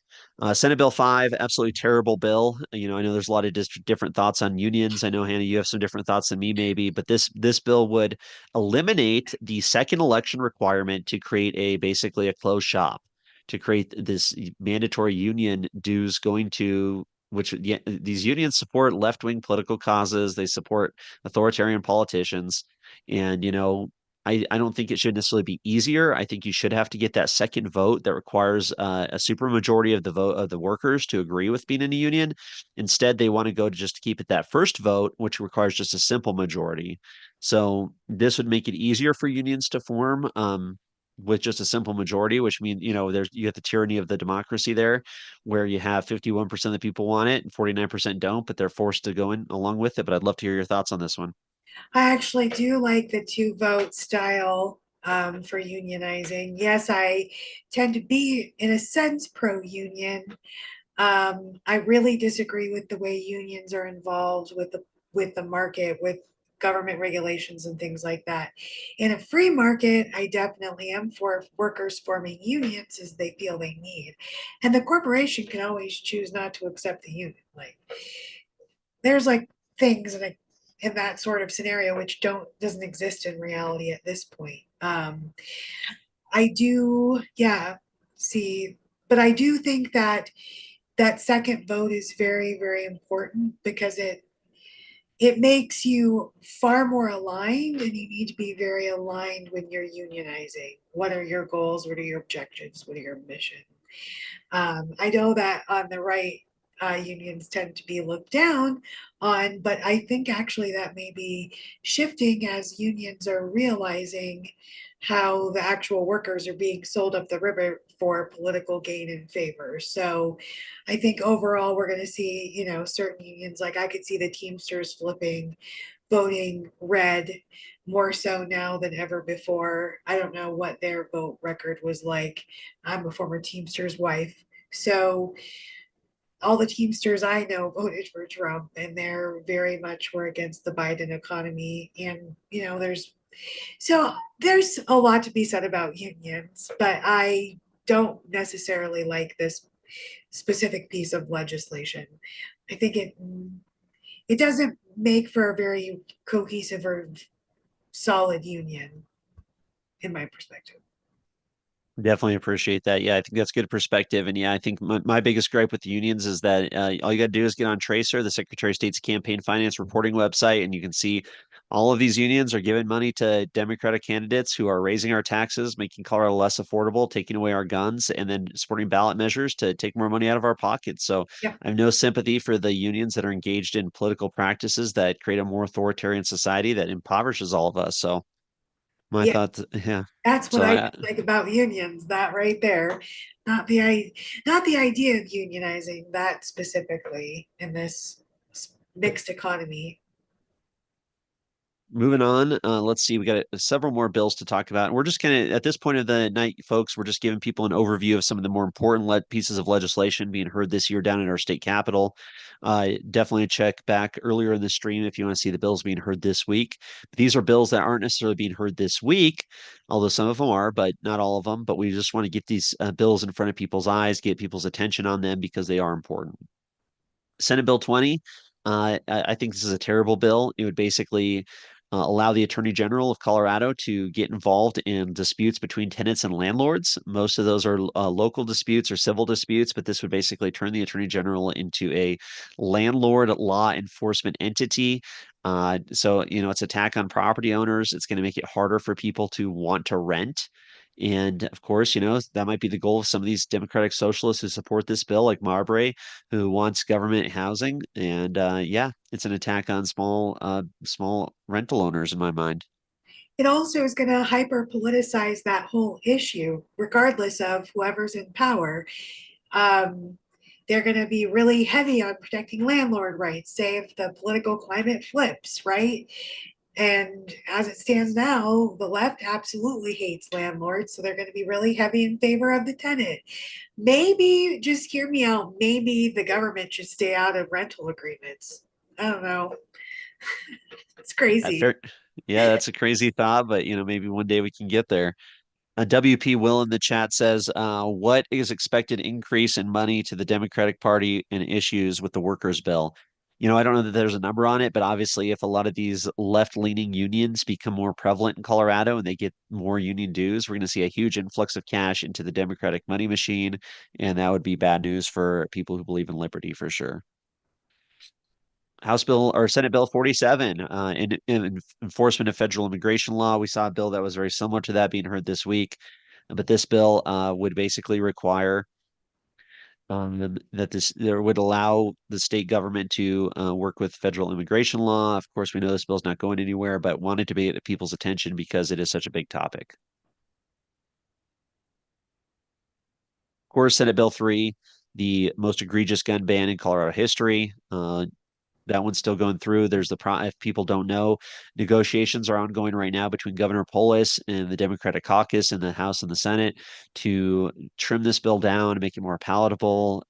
So we'll see what ends up being with it, what ends up happening with it. But there we are at that point. Any thoughts on that one, Hannah? I just think it's really interesting they pulled this, especially as everyone's speculating that Polis is looking to really pivot out to a national career, um, potentially like a presidential run, or he, of course, isn't done with his whole political career in general. So putting something so controversial or radical for him to sign isn't a good look for him. So that's, it's interesting that he's in there like, thanks, guys. Okay, let's trim this down. It just puts him in an interesting position. Definitely. And it's a good sign. The more this bill gets delayed, the more outcry there is. People need to keep up the pressure, keep talking about this. Don't let Senate Bill 3 fall off your radar. And then all of a sudden, the last week of the legislative session, it pops back up in May, a few months from now. We Yeah. don't want that. We don't want people to sleep on that, of course. Yep. So keep your eyes on that one for sure. Senate Bill 33, I was really disappointed in Representative Weinberg, a Republican down there who sponsored this bill. This bill did pass out of committee this previous week, basically prohibiting new liquor licensed drugstores because they're trying to create a prohibition on new liquor licenses in Colorado to try and protect the current liquor license holders. So it's a protectionist, prohibitionist type of legislation. And I got to tell you, Coloradans overwhelmingly want to be able to buy their alcohol wherever they want to buy it, gas stations, grocery stores, pharmacies, etc. And any politician who says that we need to go backwards and restrict the supply of alcohol legally in Colorado is foolish in my mind. It's going to be really not popular with voters because voters have voted for all kinds of stuff on opening alcohol regulatory kind of thing. I haven't in the past few ballots. Yeah, fair point, 100%. Moving on here. Now, this is a bill I really want to get in front of people's attention. I'm going to start talking about this bill a lot over the next few weeks. I really encourage people to pay attention to this one, start reaching out to the bill sponsors, especially Senator Pelton. It is going to be the worst cannabis regulation bill in modern history in the last several years. Terrible. They want to basically make it so it's illegal for individuals under 25 years of age to buy certain types of marijuana. The potency is too strong. They want to create new costs for the industry, new regulations, new labeling, new restrictions. They totally want to go after cannabis based on potency levels. It's foolish. It's stupid. It's authoritarian, and the sponsors should be embarrassed that they're pushing this type of legislation. And any legislator who votes in favor of this bill or joins onto it should be should be treated with total disregard because this is an assault on the cannabis industry, which Colorado's been a leader in. And you know what's going to happen if somebody under 25, a 21-year-old, say, has to buy marijuana at a lower concentration? Well, they want that effect. They're going to smoke twice as much. So now all of a sudden you have them smoking twice as much to get the same effect that they could have smoked just a small amount of the more potent stuff and not have to continue to do it. So absolutely and utterly ridiculous. Senate Bill 76 needs to be opposed by liberty-minded individuals all across Colorado. And I'm just curious, like, out here, because that's my house district rep right there, Byron Pelton. He's responsible with my grandfather for making sure Phillips County is a dry county. Now he'll have Fort Morgan. Well, he's not my house, he's my senator. Um, so Fort Morgan is under his jurisdiction, and so is Sedgwick. And those incur huge amounts of tax dollars, specifically Sedgwick. Sedgwick has very high taxes. Um, Overall, that's really popular out here, that idea of quote banning cannabis. But what it does is it creates black markets. Um, and so there's a lot of illegal cannabis sales out here. Like there's plenty. The black market on cannabis hasn't gone away. So I'm just like, you trying to make that you want a drug war again? Because that's what you're gonna get. Because I remember when Sterling was like being police were raiding houses and meth labs and all kinds of stuff. Is that what they want out here again? Because that's what they're gonna get. It's dumb, but I knew this bill was coming, and it's just as dumb as I suspected it was gonna be. So I'm happy to stand against, Senator Pelton when I need to. Definitely there with you. You know, he's been on our, I've interviewed him. He's definitely been a good communicator about some of his bills. And, I appreciate his efforts on many things. But Yeah, unfortunately, he is a drug warrior and definitely do not appreciate that. yeah, Moving on, we got a few more bills to cover here this week, folks. So these are these are bills we just want to bring to people's attention. This is legislation that people should be aware of. We want to make you informed and able to have a good voice down at the Capitol. Senate Bill 86 is absolute terrible garbage bill. Senator Frizzell, Representative Hartsook should be embarrassed that they are trying to protect users of social media. It's not the government's role to try and protect people from using social media. Of course, they're going to say, think of these poor children who are being taken advantage of and get all this drug stuff on Facebook or Snapchat or blah blah blah blah blah. But nonetheless, you're not going to stop anything. You're not going to solve anything. All you're going to do is you're setting up the stage for digital ID because people would have to use their digital Colorado ID to prove their age. You're creating all these requirements on social media companies. You're creating all these unnecessary regulations, and you're taking away the ability of Coloradans to have access to these technology to these websites, putting us back in the Stone Age. Absolutely ridiculous, horrible bill. I totally agree. That's absolutely ridiculous. Um, yeah, I don't need the government to help me be safe. So stupid, so terrible. Senate Bill 79, we'll talk about this one just briefly. They basically want to create more regulation over Bitcoin ATMs or cryptocurrency ATMs. Now, don't get me wrong, there's some fraud, there's some scammers out there, of course there are, but nonetheless, our state government coming in and trying to create these rules around cryptocurrency ATMs is not going to move us in the right direction. Definitely not towards a free state. People need to be responsible with their money and make sure they're using it properly, spending it properly, and not trust that the government's going to take care of them because they just won't. Yep.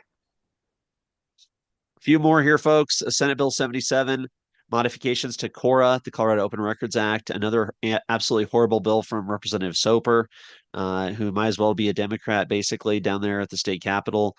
Any type of restriction on the people's ability to know what's going on in our government, to have transparency, should be challenged, should be put down immediately and stopped. So the fact that they're trying to create New a new modification to make it easier for these county clerks to delay getting records to the public is bad news. The government works for us, and if the people want information, that should be the first role of the government is to get that information to the people, not to delay, not to give them excuses as to why they can't tell us what's actually happening in our local government. So bad bill. Yes, yeah, that's very, very important. That people, and it shouldn't even cost money to court or do anything, in my opinion. Like, people ask for the information, it should be handed to them as quickly as feasibly possible. Agreed. Senate Bill 72. This one really got me angry this last week. It was passed out of committee. Unfortunately, the Senate Finance Committee did pass this bill to create a new state regulatory scheme around the production and sale of kratom. Terrible idea. Kratom is basically a plant for people who don't know. A lot of people will take it. It's like a vitamin. Think of a vitamin, a supplement, a plant you can buy and they'll say, well, it has this intoxicating effect. And if people take too much or they take bad stuff, they're going to get hurt. They're going to potentially get sick off of it. Maybe they'll die. But come on, folks, people are drinking alcohol. People take all types of drugs. People take all types of teas and tinctures and different things they can make. We do not need the state government. Again, we have Pelton, we have Soper, we have some of the least friendly people to the idea of self ownership of your consciousness coming in and trying to say, no, we need state control over these things. So bad news. I'm pretty sure Senator Mullica voted for it. I know how he operates. Yeah, he sponsored the bill. He's a sponsor of the Yeah, bill. yeah. Like, I just think that's crazy. Because it opens, okay, then what else are we going to regulate? And also, if they're so concerned about drugs, maybe they should worry about fentanyl. Don't you think they should worry more about fentanyl than they are worried about kratom? Also, I had no idea that's what kratom was. Um, it's kind of new on my radar because I live here. But anyway, I think that's absolutely ridiculous to regulate it. Yeah, embarrassing bill from Colorado should be a leader in cannabis and psychedelics. And here they're going after kratom, which is not even close to causing the problems that alcohol causes. So Yeah, bad news, folks. Interesting bill here. This bill did get killed. I need to write dead on it for next week, but I'll put this at the end of the slideshow. Senate Bill 57 would have removed anybody who's not legally eligible to vote from the voter rolls. So you think this would be a no-brainer bill if they're a non-citizen? They should be automatically removed from our voter registration. But of course, the Democratic majority in our state legislature thinks that this isn't a problem, so we don't need to pass this bill. And of course, they don't want any tampering with the voter rolls that could potentially harm them. So bad news for sure. Senate Bill 57, I think, was a good bill to restrict voting to only U.S. citizens. But of course, the Democratic majority killed this bill. of course. A few more here, folks. We're almost done, but this one was interesting here. Another election integrity one. We're seeing Representative Chris Richardson definitely being leading the pack with his election bills this year. He's a freshman legislator, former county commissioner. House Bill 1089, county mail ballot signature verification requirements. So just creating another level of bipartisan election judges to verify the signatures because we do all mail-in ballots in Colorado. The majority of people vote with mail-in ballots. I voted in person this last year. It was pretty fun, but a lot of people are doing the mail in. So creating another layer where we can ensure that those mail in ballots are actually signed by who they say they're signed by and are counted properly seems like a no brainer to me. Yeah, Uh, House Bill 1006, another bad bill. Unfortunately, a lot of Republicans voted for. This was basically to allow school districts to turn their vacant property into affordable housing and solar gardens.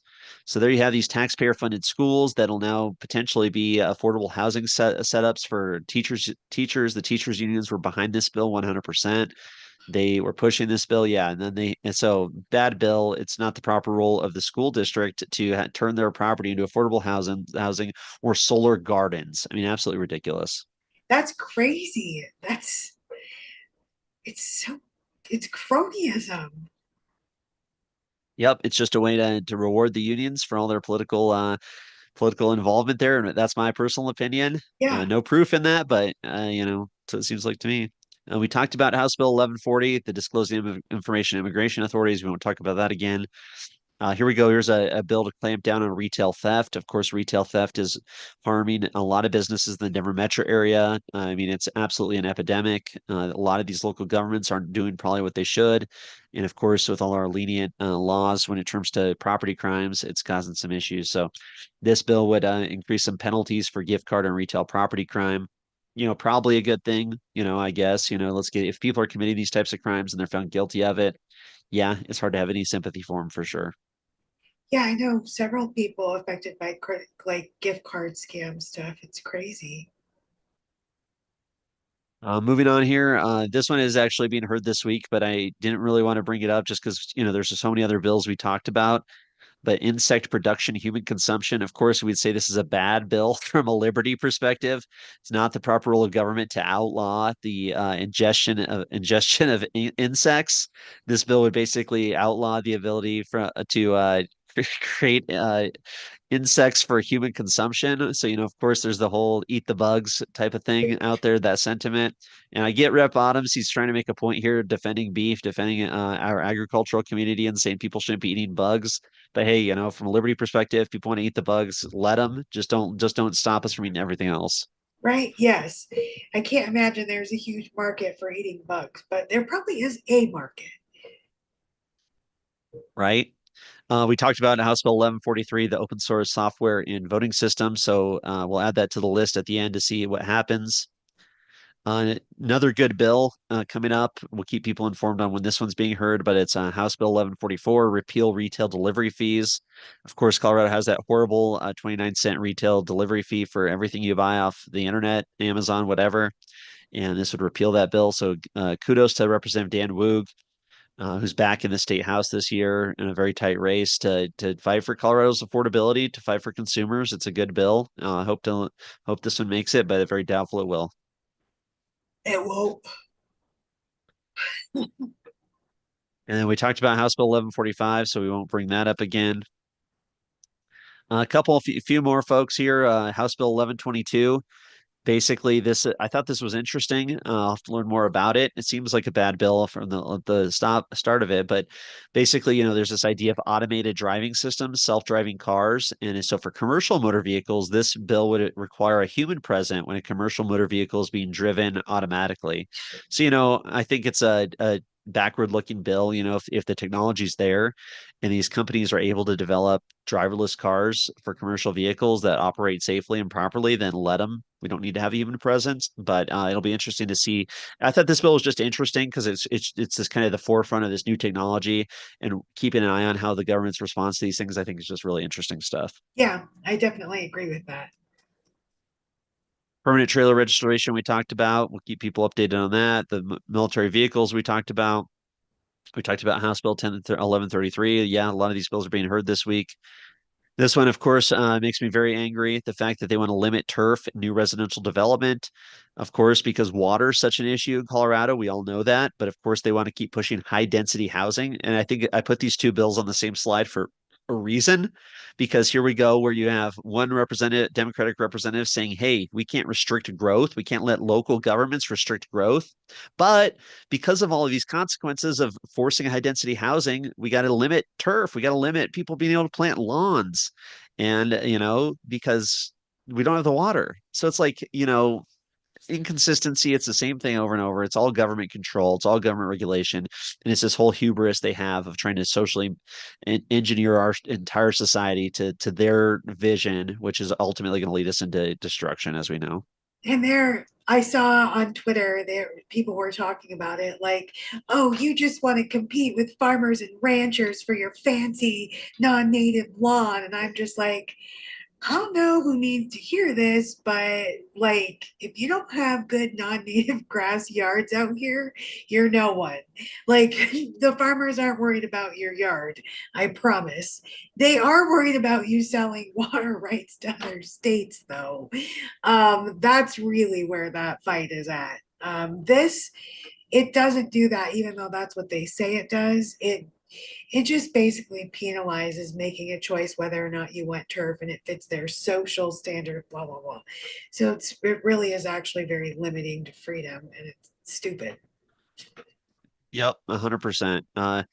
one of the other last bills we're going to just mention to get in people's radar. And of course, folks, there's going to be more. There's rumors that there's going to be 1,100, 1,200 bills introduced this year, an insane amount. So we'll do our best to keep you up to date. But Representative Luck is definitely a Liberty leader. She's great. So really supportive of her efforts there. This bill is pretty, it doesn't do much. I was hoping it would do a lot more than it does. But of course, we know vacancy elections have been a serious problem. We have people run for office, then resign, and then a small group of party insiders decides who's going to fill that seat, where the voters don't even have a decision and are often hoodwinked into voting for somebody else that doesn't end up taking that seat. So House Bill 1100 would modify some of those requirements for filling vacancies.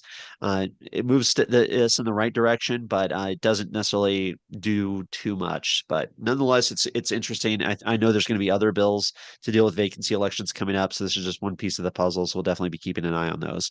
But for people who wanted more information, just go on the state legislative website and look for House Bill 25-1100. And then just two more bills here. We'll have the list at the end of the slideshow every week of all the bills we've talked about that have died. So, pour one out, RIP to House Bill 1074 and 1051, two good pro liberty bills from Representative Gonzalez down there that unfortunately are dead. And unfortunately, we'll have ever growing list of dead bills that were good pro liberty bills. But we got to keep people informed, let people know that there are people down there at the state capitol fighting for liberty and freedom, doing what they can, even on the most limited level. We're trying to move us in the right direction one step at a time. But unfortunately, that's not the way it's going at this point. Nope. I testified at both of those. Sad. And then one other bill that was a good bill that got killed this last week was to reduce the premium cigar excise tax rate. I mean, total ridiculous bill. Senator Sullivan wants to take your guns away, but he loves cigars. So he put this bill out there that his premium cigars that he loves to smoke would have lower taxes on it. It just shows the arrogance, the hubris, and the absolute inconsistency and just how bad some of these people are, like Senator Sullivan, where he's going to use his power as a legislator to help him. I mean, it's all personal for him. He's going to use his power to try and get cheaper cigars, but he's going to try and use his power to punish gun owners. I mean, he's a bad politician. He's a bad legislator. He's a bad senator. Yeah, And this is an example of it. Even though, don't get me wrong, I wish this bill would have passed. I like to smoke an occasional cigar, so I would love to have seen this bill pass and reduce taxes on cigars. 100% in support of that. But nonetheless, the hypocrisy is stinks to high heaven. it's gross. Awesome. So somebody in the chat there is asking, Hannah, what's your take on Trump's taking birthright citizenship from First Nations people? And I don't know that this is the proper channel to discuss all of that. So maybe we don't necessarily talk about that, but if you wanted to address that, you can. I don't really know what that question means, but okay. And then somebody says, did we cover the wage theft bill? And Dave, I don't think we did cover the wage theft bill. I do need to do some more research on that. Let's definitely talk about it again next week.